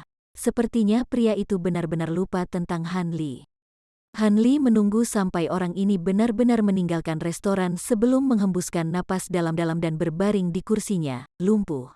Meskipun waktu makan pria berpakaian biru itu singkat, Hanli merasa seolah-olah satu hari telah berlalu. Tekanan yang ditempatkan pada pikirannya terlalu besar. Dia merasa seolah-olah dia baru saja bertarung dalam pertempuran hidup dan mati. Pada saat ini, orang berpakaian biru muncul di sudut jalan. Seorang pria berusia 30 tahun yang mengenakan jaket kuning sedang menunggunya di sana. Oh, keempat, mengapa kamu datang sangat terlambat? Kita masih harus bertemu dengan kakak sulung dan yang lainnya. Pria berjaket kuning itu memiliki sedikit ketidakpuasan dalam suaranya. Hei, kakak sulung kedua, jangan marah. Hanya saja saya belum makan makanan fana selama beberapa tahun. Saya hanya pergi untuk mencicipi. Orang berpakaian biru berkata dengan senyum gembira. Kamu rakus, berapa kali aku harus mengatakan ini? Kami para pembudidaya abadi harus membersihkan hati kami dari keinginan dan menjauhkan diri dari kerakusan, tetapi Anda tidak pernah mendengarkan. Konsumsi Anda, paling tidak, akan sangat merusak sifat Anda. Pria berjaket kuning itu memelototi orang berpakaian biru dan dengan masam menceramahinya. Hei, saya tahu, Anda tidak perlu mengatakan itu lagi. Oh ya, kembali ke restoran, saya melihat kultivator lain. Orang berpakaian biru mencoba untuk mengubah topik, buru-buru menyebutkan pertemuannya dengan Hanli. Oh, betulkah? Apakah kekuatan sihirnya dalam atau dangkal? Benar saja. Ini telah menarik perhatian pria berjaket kuning. Kekuatan sihirnya cukup ringan. Sepertinya basis kultivasinya baru saja mencapai lapisan ke-7 atau ke-8. Dia hampir tidak memiliki kualifikasi untuk berpartisipasi dalam Immortal Ascension Assembly. Ini benar-benar tidak masuk akal. Dengan kekuatan sihir yang begitu dangkal, apakah dia datang ke Provinsi Lan untuk memanfaatkan semacam peluang? Mungkinkah dia benar-benar percaya bahwa dia akan menemukan kesuksesan yang tak terduga dan mendapatkan kemenangan terakhir di Majelis Ascension Immortal yang hebat? Pria berpakaian biru itu melontarkan kata-kata ini dari mulutnya. Apakah dia muda atau tua? Dia tampak berusia 17 hingga 18 tahun. Jika itu masalahnya, dia pasti mengikuti para tetua di sini untuk meningkatkan pengalamannya dan memperluas wawasannya. Saya rasa dalam Majelis Ascension Immortal 10 tahun dari sekarang, bakat ini akan benar-benar dapat berpartisipasi. Pria berjaket kuning itu berkata sambil tersenyum. Saya katakan, ketika Anda mengatakannya seperti itu, bakatnya dapat dianggap layak. Jika dia kembali dalam 10 tahun, dia bisa mencapai level saya. Pria berbaju biru itu berkata dengan bangga. Berhenti membual, basis kultivasi Anda baru saja mencapai lapisan ke-10. Setiap tahun Majelis Ascension Immortal menghasilkan banyak pembudidaya pada tingkat ini. Setelah Anda dilatih ke lapisan ke-11 atau ke-12, maka Anda akan diberikan kualifikasi untuk dibanggakan. Pria berjaket kuning itu berkata sambil tertawa riang. Sungguh, jika saya tidak menggunakan pil pendirian yayasan, saya bisa berlatih ke tingkat yang lebih tinggi dari lapisan ke-10, tetapi kemudian, Majelis Ascension Immortal apa yang dapat saya ikuti? Saya tidak akan bisa menemukan master. Pria berpakaian biru cemberut dan bergumam sebelum mengikuti pria berjaket kuning dan meninggalkan daerah itu.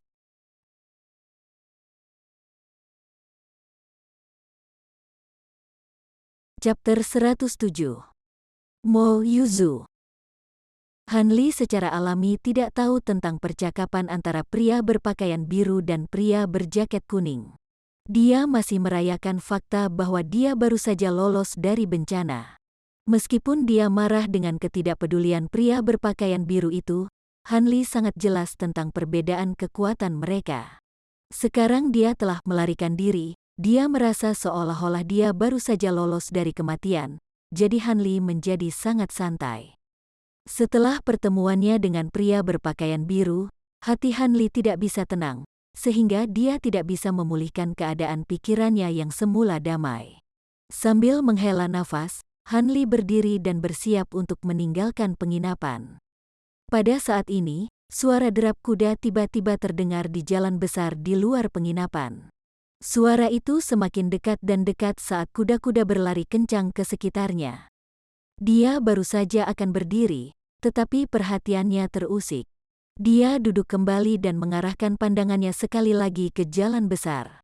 Menurut laporan Sun Ergo, suara yang dibuat oleh kuda-kuda yang datang adalah tanda bahwa Putri Sulung Mos Estate, Mo Yuzu, kembali ke kota dari perjalanannya keluar.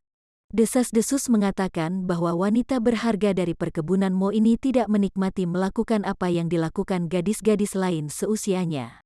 Sejak dia masih muda, dia hanya menunjukkan minat dalam menggunakan tombak dan menjadi pemimpin geng. Karena itu, para tetuanya mengorganisir seorang ahli dari naga banjir menakutkan untuk mengajari seni bela dirinya. Yang benar-benar mengejutkan adalah Nona Mo ini sangat menyukai berburu. Olahraga yang seharusnya menjadi kegiatan eksklusif untuk pria. Setiap 2 hingga 3 hari, Nona Mo akan pergi ke hutan di luar kota untuk berburu. Ini menghasut tuan muda berbagai klan, yang ingin merayunya, untuk pergi berburu bersamanya, mengejar elang dan anjing dengan harapan mendapatkan niat baiknya. Tentu saja, setelah tuan muda Wu tiba, dia juga bergabung dalam kegiatan ini. Setelah Han Li mendengar berita itu, dia juga penasaran dengan putri tertua dari perkebunan Mo ini. Lagi pula, seorang gadis dengan karakter seperti itu jarang terlihat. Dia berharap wanita seperti itu tidak mengecewakannya. Sekarang, ada lebih dari 10 penunggang kuda yang berlari kencang dari ujung jalan. Penunggang paling depan terdiri dari seorang pria dan seorang wanita. Laki-laki itu memiliki sepasang alis berbentuk pedang, tatapan cerah, sosok kurus, dan penampilan pemuda yang tampan dan heroik. Wanita itu mengenakan setelan berburu merah menyala, bersama dengan kerudung berwarna ungu untuk menutupi wajahnya, menyembunyikan fitur wajahnya. Dalam sekejap mata, sekelompok pemburu melewati bagian depan penginapan, melewati pandangan Han Li, dan akhirnya berhenti di gerbang perkebunan Mo. Kedua penjaga kekar yang awalnya berdiri di sana segera menyambut mereka. Salah satu penjaga, seorang pria dengan wajah penuh bopeng, dengan hormat menyapa.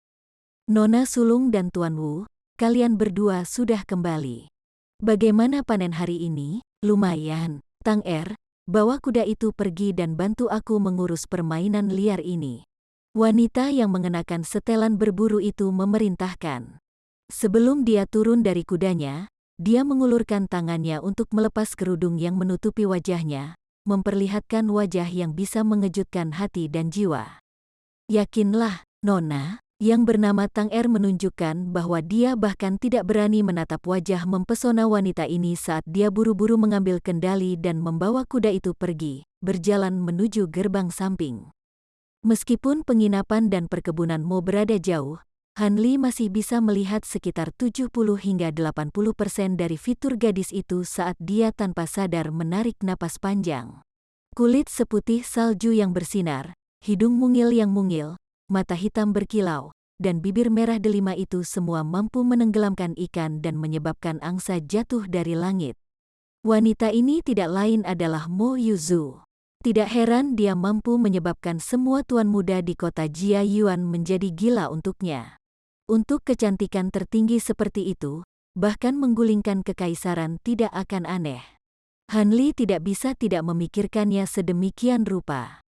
Pada saat ini, para pemburu lain di belakang pemuda tampan semuanya telah turun. Para pelayan keluar dan membawa kuda mereka pergi. Pemuda itu tersenyum saat dia berjalan di depan Mo Yuzu dan membisikkan sesuatu padanya, menyebabkan wajah Nona Mo memerah. Dia dengan lembut memukul bahu pemuda laki-laki itu sebelum dengan malu-malu meliriknya dan akhirnya berlari melewati gerbang. Pemuda itu tertawa saat dia berjalan masuk dengan sikap elegan. Orang ini adalah Wu Jianming. Dia benar-benar tahu cara membujuk seorang gadis. Bagaimanapun, penampilannya masih lumayan. Han Li dengan masam menyatakan dalam hatinya. Dia tahu bahwa jika mereka bersaing berdasarkan penampilan, tidak mungkin dia menang melawan pemuda tampan itu. Sepertinya Mo Yuzu dan tuan muda yang tampan ini memiliki hubungan yang dalam. Dia mengerutkan alisnya, merasa sedikit tertekan. Tampaknya baginya bahwa masalah ini tidak akan diselesaikan semudah yang dia bayangkan. Tidak peduli apa, aku harus mendapatkan dan mengamankan yang jade hangat yang berharga. Lagi pula, ada racun yin yang luar biasa di tubuhku yang mungkin meledak lebih awal dari tanggal yang diperkirakan. Han Li sangat khawatir dan cemas. Dia merenungkan tentang Mo Estate lagi sebelum memanggil pelayan, menyelesaikan tagihannya, dan kembali ke penginapan tempat dia menginap. Setelah dia merenung lama dan keras, Han Li memutuskan untuk menggunakan metode yang paling langsung dan efektif.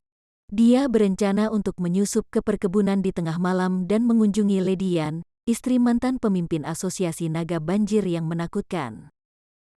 Dia bermaksud menggunakan barang-barang yang ditinggalkan Dr. Mo untuknya dan mengekspos penipu itu di perkebunan Mo.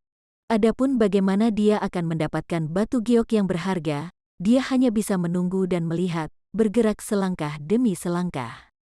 Karena dia sudah mengambil keputusan, Han Li tidak lagi memikirkan konsekuensi dari keputusannya. Dia menutup matanya dan mulai mempersiapkan dirinya secara mental untuk kegiatan malam hari. Namun, wajah cantik Mo Yuzu terus muncul di benaknya selama rentang waktu ini. Tidak peduli apa yang dia lakukan, dia tidak bisa membuang pikirannya tentang dia. Apakah aku jatuh cinta pada gadis itu? Han Li bertanya pada dirinya sendiri, agak tidak wajar.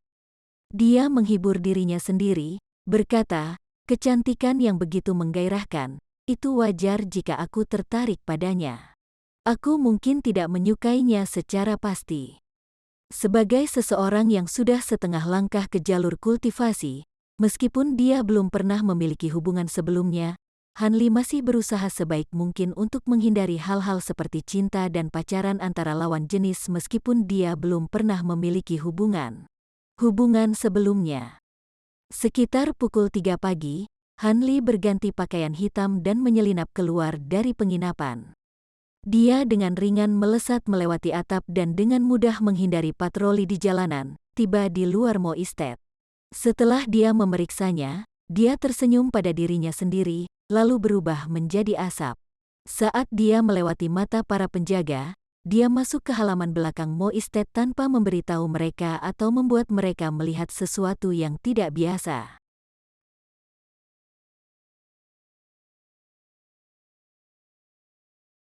Chapter 108. Memasuki perkebunan Mo di malam hari. Di belakang perkebunan Mo terbentang sebuah taman, tidak berukuran kecil, di mana banyak bunga dan tumbuhan langka ditanam. Keharuman bunga yang terpancar dari taman itu tetap menyegarkan meski sudah malam. Hanli tanpa sadar menarik napas dalam-dalam. "Ai!" Hanli tiba-tiba sedikit berseru. Meskipun aroma bunganya kental, dia masih bisa membedakan aroma jamu yang sudah dikenalnya. Seseorang menanam tanaman obat di sini. Hanli tersenyum ringan. Aroma herbal yang familiar ini membuatnya merasa sangat ingin tahu tentang orang yang menanam herbal tersebut. Tampaknya seseorang di dalam perkebunan Mo telah mewarisi keterampilan pengobatan Dr. Mo. Hanli tidak berani ragu lagi. Dia melanjutkan di jalan kecil dan berjalan menuju area yang menyala. Sepanjang jalan, Hanli menemukan bahwa ada beberapa penjaga tersembunyi. Dia tidak akan mendeteksi keamanan ketat Mo Estate jika bukan karena inderanya yang tinggi. Karena dia telah menemukan penjaga tersembunyi, menyelinap melewati mereka menjadi tugas yang sangat mudah. Hanli berhenti di depan sebuah bangunan kecil berlantai 2. Dia memilih tempat ini karena dia bisa merasakan bahwa keamanan jauh lebih ketat di lokasi ini. Ada sekitar 20 hingga 30 orang yang menjaga area ini. Bangunan berlantai 2 ini memiliki penerangan yang baik. Dia tahu bahwa mungkin ada seseorang yang sangat penting yang belum tertidur, yang kebetulan sesuai dengan tujuannya. Memanfaatkan malam yang gelap, dia bergerak dengan kecepatan kilat. Tubuhnya berkedip saat dia tiba di bagian bawah gedung. Menggunakan kekuatan di kakinya, dia dengan mudah melompat ke lantai 2 gedung itu. Seluruh proses memakan waktu tetapi sekejap. Penjaga di sekitarnya bahkan tidak menyadari bahwa Hanli telah menyusup ke dalam gedung. Hanli menjaga tubuhnya tetap dekat dengan dinding, menyebabkan bayangannya menyatu dengan malam, sebelum menusuk telinganya, mencoba menggunakan indera pendengarannya untuk melihat setiap gerakan di dalam gedung. Meskipun Hanli hanya bisa mendengar satu wanita berbicara, dia bisa melihat bahwa ada lebih dari satu orang di gedung ini. Cabang dari kota Changping mengirim lebih dari 7.300 tael perak. Cabang dari kota Luogu mengirim lebih dari 5.800 tael perak. Cabang dari kota Lanyue mengirim lebih dari 10.500 tael perak. Kota Wuling. Ini semua keuntungan yang kami terima bulan lalu dari berbagai cabang asosiasi kami. Secara keseluruhan, ini sekitar 25% lebih kecil dari keuntungan yang kami peroleh di bulan yang sama tahun lalu. Suara wanita merdu yang dipenuhi dengan vitalitas melayang ke telinga Hanli. Saat dia mendengarnya, dia berspekulasi bahwa itu milik seorang wanita muda. Dia agak tidak senang, dilihat dari kata-kata terakhir yang dia ucapkan. "Ibu, para manajer cabang ini semakin berani, upeti yang mereka tawarkan semakin berkurang seiring berjalannya waktu." Gadis muda itu dengan marah menyatakan. "Aku sangat sadar." Suara rendah dan menarik lainnya terdengar. Mungkinkah dia salah satu dari 3 wanita klan Mo? Hanli agak terkejut dengan keberuntungannya. Tampaknya wanita lain di ruangan itu adalah istri Dr. Mo. "Setiap kali Anda mengatakan bahwa Anda mengetahui hal ini, mengapa Anda tidak menawarkan beberapa ide tentang bagaimana menyelesaikan ini? Jika ini terus berlanjut, maka semua cabang kami tidak akan lagi menempatkan kami di mata mereka suatu hari nanti." Gadis muda itu mengeluh. "Aku tidak punya ide bagus sekarang. Anda harus tahu bahwa cabang dikendalikan oleh ibu kelima. Yang lain di klan Mo tidak punya cara untuk ikut campur." Wanita itu hanya bisa menjawab tanpa daya. Setelah itu, pertukaran kata berhenti, memungkinkan keheningan turun. Setelah beberapa saat, suara gadis muda itu terdengar dengan nada enggan. "Ibu, mungkinkah kita membiarkan ibu kelima memiliki kendali tunggal atas cabang?" Setelah Paman Ma dan yang lainnya berselisih, pertarungan mereka mendorong ke cabang-cabang ke posisi di mana mereka menjadi pilar dukungan untuk Asosiasi Naga Banjir Menakutkan kami. "Ibu, karena kamu adalah perwakilan dari Asosiasi Naga Banjir, kekuatan ini seharusnya berada dalam kendalimu. Apa yang kamu katakan itu benar. Tahun ketika ayahmu pergi, dia telah menyerahkan otoritas cabang kepada ibu kelima. Aku tidak punya alasan untuk ikut campur. Dan karena ibu kelima memberi kami sebagian besar upeti bulanan, saya tidak punya wajah untuk mengangkat topik itu. Wanita itu menjawab. Tapi kekuatan asosiasi naga banjir menakutkan kita sebenarnya sangat lemah. Jika kita tidak mengkonsolidasikan kekuatan kita, bagaimana kita bisa bangkit kembali? Ayah tidak berpikir jernih. Dia menyerahkan kendali asosiasi kepadamu, tetapi mengapa dia juga memberi ibu kelima wewenang atas cabang-cabang itu? Nada kata-katanya dipenuhi dengan kebencian terhadap ayahnya. Hentikan omong kosongmu. Ayahmu melakukan ini, tentu saja, dia memiliki makna yang lebih dalam di balik tindakannya. Bukan tempatmu untuk mengkritik. Wanita itu memarahi gadis muda itu. Saya mengerti. Saya mengakui kesalahan saya, oke? Sepertinya ibu masih sangat mencintai ayah. Gadis itu bertingkah tidak biasa dan mulai menertawakan ibunya. Anak ini, wanita itu sangat mencintai putrinya. Tak bisa berkata-kata, dia hanya bisa tertawa getir. Hanli sudah memastikan bahwa wanita di ruangan itu adalah Lady Yan yang dia cari. Selain itu, gadis itu seharusnya Mo Kai-huan, putri Nona Yan dan Dr. Mo.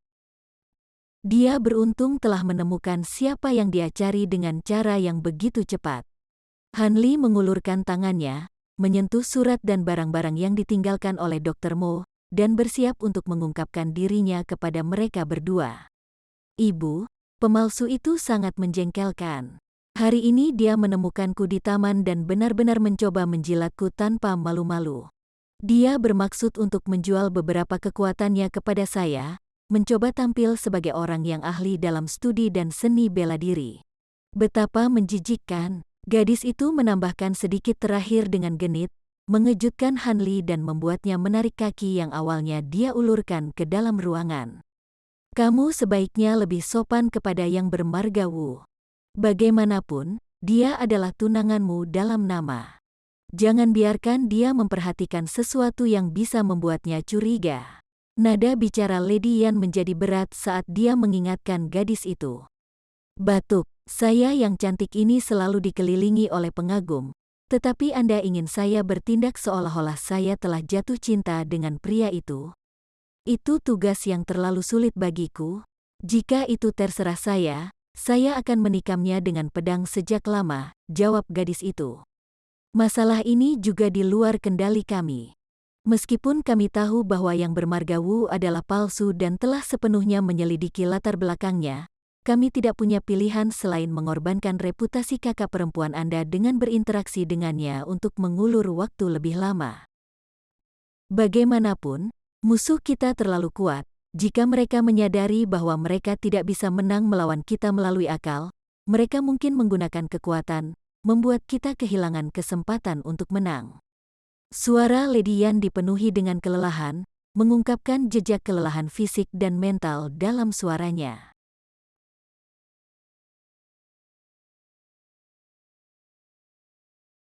Chapter 109. Kunjungan. Pria bermarga Wu ini benar-benar menjijikkan. Mengarang surat dan benar-benar menggunakan nama ayah untuk menikahi kakak sulung benar-benar menyebalkan. Mo Kai-huan mengucapkan dengan penuh kebencian. Kebenciannya pada Wu Jianming sangat dalam. Untungnya, itu hanya menyebutkan kakak sulungmu. Jika orang yang dia minta untuk dinikahi adalah kamu atau Feng Wu, aku benar-benar tidak tahu harus berbuat apa. Dengan kedua temperamen Anda, bagaimana mungkin salah satu dari Anda bisa bertahan dan secara keliru mengatasi orang ini? Satu-satunya yang harus menderita adalah Yuzu. Saya tidak tahu kapan tuan suami akan kembali, dan apakah dia akan menyalahkan ibu ini atau tidak. Nyonya Yan dengan lembut memberitahu putrinya dan menghela nafas. Ibu, bagaimana ayah bisa menyalahkanmu? Bukankah kakak sulung yang mengambil inisiatif untuk bersosialisasi dengan pria bermarga Wu? Mo Kai-huan segera menghibur Nona Yan. Anak bodoh, Yuzu tidak punya pilihan selain melakukan ini demi asosiasi naga banjir yang menakutkan dan perkebunan Mo. Namun, yang paling bisa dilakukan ibu adalah meminta kakak perempuanmu berinteraksi dengan si palsu itu. Tidak mungkin aku benar-benar bisa menikahi kakak perempuan tertuamu dengannya. Jika kita tidak bisa menunda pernikahan, maka kita akan dipaksa untuk bermusuhan dan menangkapnya. Suara Lady Yan menjadi dingin saat dia mengucapkan kalimat terakhir ini. Begitu Lady Yan mengucapkan kata-kata ini, suasana ruangan kembali ke keadaan tenang. Jelas bahwa pasangan ibu anak ini tahu apa yang akan menyebabkan permusuhan. Kapan ayah akhirnya akan kembali? Mo Kaihuan dengan samar bertanya beberapa saat kemudian. Ketika ayahmu pergi, dia mengatakan bahwa yang terakhir dia bisa kembali adalah 5 hingga 6 tahun sejak saat itu, paling awal adalah 2 hingga 3 tahun, jawab Lady Yan dengan sedih. Namun, sudah hampir 10 tahun. Aku tidak bisa lagi mengingat dengan jelas penampilan ayahku. Mo Kaihuan perlahan berkata. Tenanglah, ayahmu kebetulan adalah seorang jenius yang luar biasa dari generasinya. Dengan keterampilan tersembunyinya, tidak ada masalah yang tidak bisa dia atasi. Dia pasti tertunda karena beberapa masalah penting, dan akan segera kembali ke Mo Estate.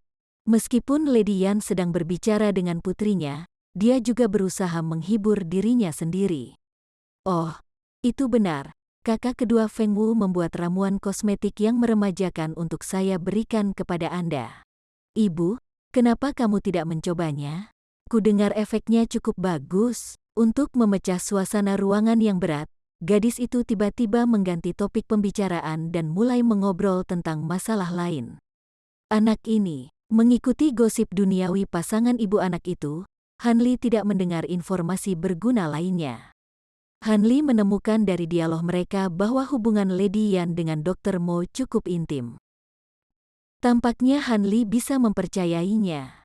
Setelah beberapa saat merenung, Han Li merasa bahwa secara pribadi muncul dan menoleransi Tuan Muda Wu palsu ini sejauh ini adalah alternatif yang lebih baik daripada membiarkan kemungkinan terjadinya sesuatu yang berbahaya. Namun demikian, Han Li harus terlebih dahulu mengamankan giok yang hangat berharga. Saat dia berpikir seperti itu, Han Li mengeluarkan cincin naga, salah satu kenang-kenangan Dr. Mo, dari dadanya. Dia kemudian diam-diam berjalan menuju jendela kamar dan melemparkan cincin itu ke dalam ruangan melalui lubang di penutup jendela kertas. Dang, suara yang jelas dari cincin yang jatuh ke tanah bergema dari ruangan. Sesaat kemudian, suara Lady Yan, tidak sombong atau rendah hati, datang dari dalam ruangan. Siapa ahli yang menghormati rumah sederhana saya dengan kehadirannya? Nona Yan belum menyambut Anda. Saya harap Anda akan memaafkan saya. Han Li samar-samar tersenyum dan menahan diri untuk tidak menjawab. Dia mendengar suara ketakutan gadis itu. Aneh sekali, bagaimana cincin ini berasal? Cincin ini sepertinya sangat familiar, sama seperti cincin yang kamu pakai, Bu. Ibu, ayo lihat. Jelas bahwa Mo Kaihuan telah mengambil cincin itu dan menyerahkan cincin itu kepada Nona Yan. Cincin naga, Lady Yan berteriak ketakutan. Setelah Han Li mendengar pihak lain mengenali kenang-kenangan itu, dia dengan ringan mengetuk pintu 2 kali sebelum berkata dengan suara yang jelas, di bawah perintah Guru Mo, murid Han Li telah datang untuk memberi hormat kepada ibu bela diri. Setelah orang-orang di dalam ruangan mendengar kata-kata Han Li, ada keheningan langsung dan mutlak. Kata-kata Han Li jelas membuat mereka syok untuk beberapa saat. Masuk. Setelah beberapa saat, suara Lady Yan mengundangnya ke dalam ruangan. Pada saat inilah Han Li dengan ringan membuka pintu kamar dan melangkah masuk. Saat memasuki ruangan, Han Li melihat seorang wanita cantik berusia 30 tahun. Duduk di belakangnya adalah seorang gadis cantik berusia sekitar 15 hingga 16 tahun. Gadis dan wanita cantik itu memiliki kemiripan yang mencolok. Hanya dengan sekali pandang, orang bisa tahu bahwa mereka adalah kerabat dekat. Saat ini, Lady Yan yang cantik dan sudah menikah bermain-main dengan cincin naga yang baru saja dia lempar ke dalam ruangan. Kedatangan Han Li tidak mengubah ekspresi datarnya. Mo Kaihuan berdiri di belakang Lady Yan dan mengedipkan matanya yang hitam legam, dengan penasaran menilai Han Li. Sudut mulutnya naik dan mengungkapkan senyum yang bukan senyum. Dari ujung kepala sampai ujung kaki, dia mengeluarkan bau aneh yang hampir supranatural. Setelah mereka menilai Han Li, dia berjalan ke depan dan memberi hormat kepada Nona Yan. Salam untuk istri keempat guru, mata Lady Yan berkedip dengan ekspresi terkejut. Meski penampilan Han Li tidak mencengangkan, tindakannya cukup tak terduga. Namun, dia tidak segera menanggapi salam Han Li. Sebagai gantinya, dia mengangkat tangan kirinya, memperlihatkan cincin naganya sendiri. Lady Yan dengan lembut menyatukan kedua cincin itu. Di depan mata mereka, desain naga dari kedua cincin itu menyatu, bahkan tanpa celah sedikitpun.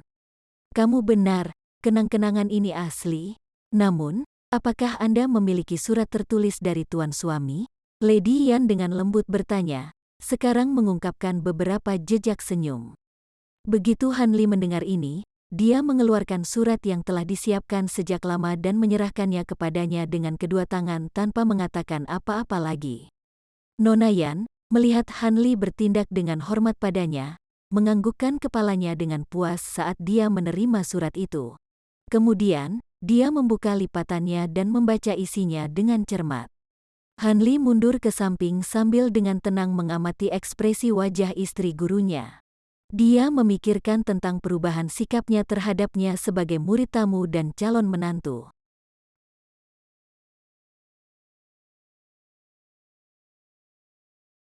Chapter 110. Rubah. Han Li sudah membaca isi surat ini beberapa kali. Surat itu sama sekali tidak rumit, itu hanya mengirim kabar bahwa Han Li adalah murid terakhir Dr. Mo dan bahwa Lady yang dapat menaruh kepercayaan penuh padanya. Selain itu, dia dapat digunakan untuk menyelesaikan setiap perselisihan yang merepotkan yang mungkin dimiliki perkebunan Mo saat ini. Selama Han Li bisa menjaga keamanan Mo Estate, Nona Yan harus memilih salah satu dari 3 putri Dr. Mo sebagai pengantin Han Li. Surat itu juga memberikan instruksi yang jelas bahwa mas kawin itu harus menyertakan yang giok hangat yang berharga. Bahkan sampai mengatakan bahwa Dr. Mo saat ini sibuk dengan masalah penting dan tidak dapat kembali dan bersatu kembali dengan istri-istrinya. Dengan cara ini, Lady Yan dan istri lainnya tidak perlu khawatir tentang dia. Meskipun Han Li tidak dapat menemukan sesuatu yang tidak menguntungkan baginya dalam surat itu, dia yakin bahwa surat itu berisi beberapa trik Dr. Mo. Han Li tahu bahwa tidak mungkin tulisan luarnya begitu sederhana. Namun, dia tidak dapat menemukan metode untuk mengungkapkan pesan tersembunyi tersebut. Selain itu, dia ingin membawa surat ini ke Mo Estate sesegera mungkin. Hanya setelah mengumpulkan keberaniannya, dia mengirimkan surat ini kepada Nona Yan, tetapi dia sangat berhati-hati untuk memantau setiap gerakan Lady Yan saat ini. Dia benar-benar berharap agar istri keempat ini tidak membuat sesuatu dari surat itu dan kemudian segera berbalik bermusuhan, menuntut penangkapannya untuk membalaskan dendam mendiang suaminya. Untungnya, skenario mengerikan yang dibayangkan Han Li tidak terjadi. Setelah Lady Yan selesai membaca surat itu, dia hanya dengan tegang mengerutkan alisnya. Wajahnya kemudian menunjukkan ekspresi sangat khawatir karena dia tampaknya telah membuat beberapa keputusan sulit. Huaner, panggil ibu kedua dan ibu ketigamu, bahkan ibu kelimamu. Beritahu mereka ada berita tentang tuan suami. Lady Yan menoleh dan menginstruksikan Mo Kai Huan dengan nada tegas. Mengerti, ibu, aku akan pergi. Mo Kai Huan tahu masalah ini serius, jadi dia pergi dengan patuh. Namun, tepat sebelum dia meninggalkan ruangan, dia mengerutkan bibirnya dan tersenyum ke arah Han Li. Sepertinya dia agak tertarik pada orang ini. Kamu dipanggil Han Li? Lady Yan mengangkat kepalanya, mengungkapkan ekspresi anggun dan elegan. Itu benar, ibu bela diri keempat. Han Li dengan tulus menjawab. Bisakah Anda memberitahu saya bagaimana tuan suami menerima Anda sebagai murid? Nyonya Yan bertanya sambil tersenyum. Aku akan melakukan apa yang kamu minta? Han Li ragu-ragu sejenak, tetapi segera setelah itu, dia merasa bahwa tidak ada yang disembunyikan tentang peristiwa yang menyebabkan penerimaannya sebagai murid. Menggunakan beberapa kenangan pilihan, dia perlahan memberitahu Lady Yan ringkasan tentang apa yang telah terjadi.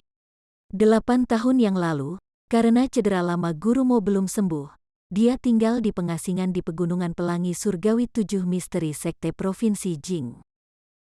Di sana, saya pertama kali bertemu dengannya saat memasuki gunung.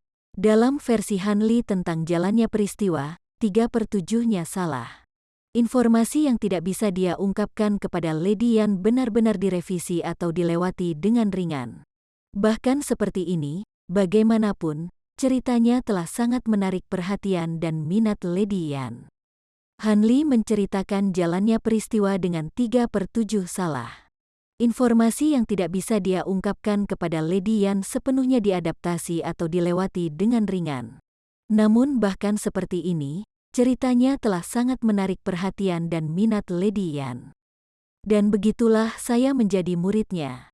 Sekitar 3 bulan yang lalu, Guru Mo disibukkan dengan masalah penting dan tidak dapat meluangkan waktu untuk mengunjungi keluarganya.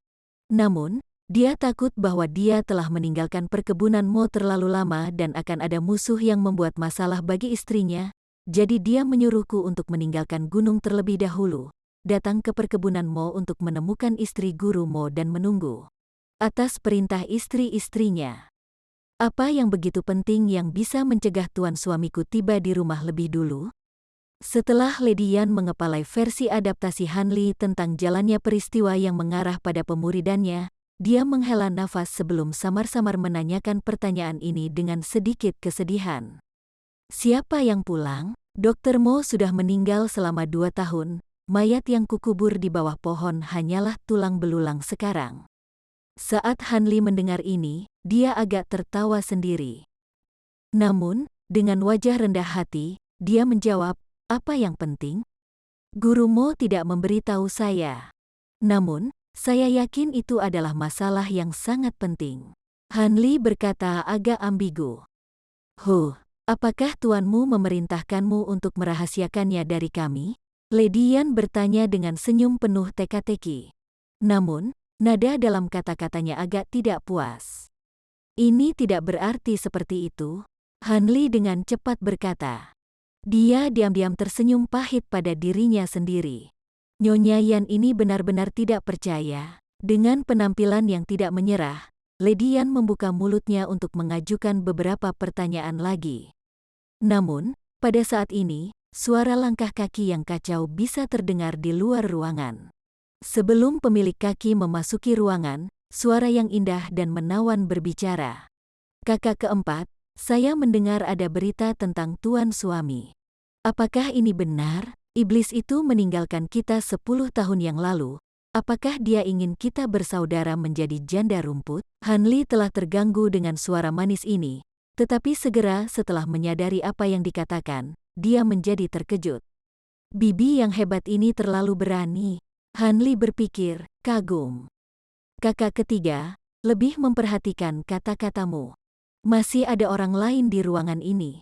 Suara wanita yang sedikit lebih kasar berkata dengan cara yang marah. Aku sudah tahu ini, namun, saya mendengar orang yang menyampaikan berita itu adalah murid dekat tuan suami. Tidak mungkin untuk tetap berpura-pura. Apa yang kamu katakan, kakak kelima? Suara menawan itu berkata, sedikit gembira. Mustahil.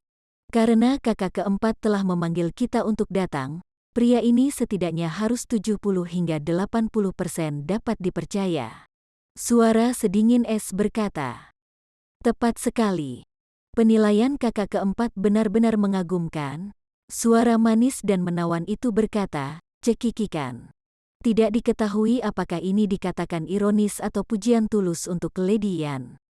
Setelah Han Li mendengar kata-kata ini, dia mencuri pandang ke Lady Yan, yang menekan tangannya ke kepalanya dengan ekspresi tak berdaya di wajahnya. Sepertinya pemilik suara indah itu sering membuatnya pusing. Pintu kamar akhirnya terbuka, dan beberapa wanita cantik masuk berturut-turut. Mo Kaihuan mengikuti, masuk terakhir.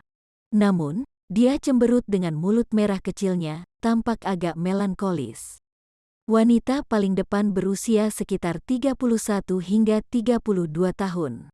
Dia tinggi, cantik dan tenang dengan fitur halus, dan ada suasana ilmiah tentang dirinya. Dia pasti sudah berbakat sejak usia yang sangat muda. Han Li dalam hati mengangguk dan mengarahkan pandangannya ke wanita muda di sebelahnya. Yang ini tampaknya berusia 23 hingga 24 tahun. Saat Han Li melihat penampilan wanita ini, dia merasakan otaknya berdengung. Untuk sesaat, dia pikir dia telah melihat Dewi yang hilang. Seluruh orangnya telah tenggelam dalam kecantikannya yang cantik dan tidak dapat membebaskan dirinya sendiri. Sosok wanita yang lembut dan cantik ini secara tak terduga entah bagaimana bahkan lebih cantik dari Mo Yuzu yang dia lihat pada siang hari. Selain itu, keanggunan wanita yang tak tertandingi adalah sesuatu yang tidak mungkin dimiliki oleh Mo Yuzu. Jika seseorang mengatakan bahwa benar-benar ada roh rubah di bumi ini, Han Li akan diyakinkan tanpa syarat karena wanita ini adalah transformasi yang sempurna. Han Li saat ini sangat pusing. Tanpa Han Li mengetahui alasannya, seutas ki dingin dari dantiannya tiba-tiba lolos dan mengalir di sepanjang meridiannya menuju pusat kepalanya. Setelah menyelesaikan satu sirkulasi, Han Li tiba-tiba menjernihkan pikirannya. Setelah memulihkan pikirannya, Han Li terkejut dan tidak berani menatap wanita ini lagi. Dia buru-buru menghindari tatapannya. Wanita muda ini bisa menyebabkan kematian seluruh negara. Dengan hanya melihat, dia bisa membalikkan jiwa dan roh seorang pria. Apakah dia tidak tahu bahwa penampilannya yang luar biasa memiliki kekuatan iblis? Atau apakah ini semacam teknik rayuan yang terlatih? Han Li berspekulasi sambil diliputi keterkejutan. Wanita muda itu melihat Han Li menatapnya, tetapi selain agak tergila-gila, dia segera mendapatkan kembali pikirannya. Matanya tidak bisa membantu tetapi memancarkan ekspresi terkejut. Bersambung ke chapter 111. Bagi Anda sahabat kultivator, ketua klan dan sekte, yang telah mengikuti channel Tortorokai, Mimin mengucapkan terima kasih. Sampai jumpa di episode berikutnya.